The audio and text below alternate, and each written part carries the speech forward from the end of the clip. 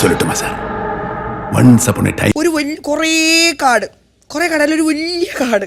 ഈ കഥ സാറ് ചെയ്താലേ ശരിയാവുള്ളൂ. അതെ സർ, ഇന്ത്യയിൽ സാറല്ലാതെ വേറെ ഒരു ഡയറക്ടർ ഇല്ല ഇത് ചെയ്യാൻ.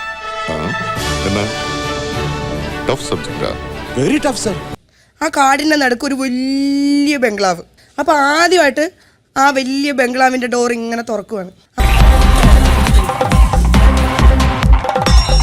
ആ ബംഗ്ലാവിലേക്ക് ഇങ്ങനെ ഓരോരോ സുന്ദരന്മാരും സുന്ദരികളും ഇങ്ങനെ ജിമ്മന്മാരും എല്ലാരും ഇങ്ങനെ നടന്ന് വരെയും.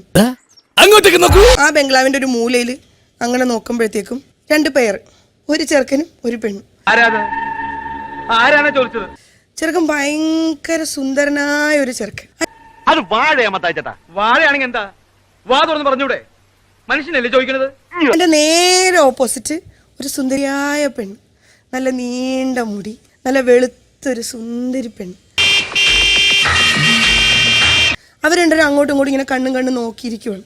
ഒരു 5 മിനിറ്റ് ഇമവെട്ടാതെ ഒരു പുഞ്ചിരി സമ്മാനിച്ച് അവളുടെ കണ്ണുകളിലേക്ക് നോക്കി നിൽക്കുന്നു. ഇങ്ങനെ പിന്നെ അടുത്ത ദിവസം കാണുന്നതെന്ന് വെച്ചാൽ ആ ഇരുത്തം കുറച്ച് നടുക്കായി.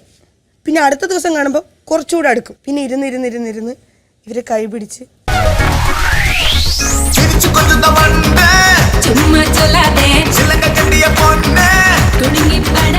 ഓ, ഗീത ചേച്ചി രമണി ചേച്ചി എപ്പോഴും പറയുവാ നമ്മൾ തമ്മിൽ മേഡ് ഫോർ ഈച്ച് അതർ ആണെന്ന്. എന്ന് വെച്ചാ നമ്മളൊക്കെ സ്വന്തക്കാരാണ്, നമ്മളെ കല്യാണം നടക്കത്തില്ല എന്ന്. അങ്ങനെ ഒന്നും ഞാനും ആലോചിക്കാതിരുന്നില്ല. അപ്പൊ എല്ലാം പറഞ്ഞ പോലെ താങ്ക്സ് മോനെ ദിനേശ, താങ്ക്സ് അടിച്ചു പൊളിക്കടാ.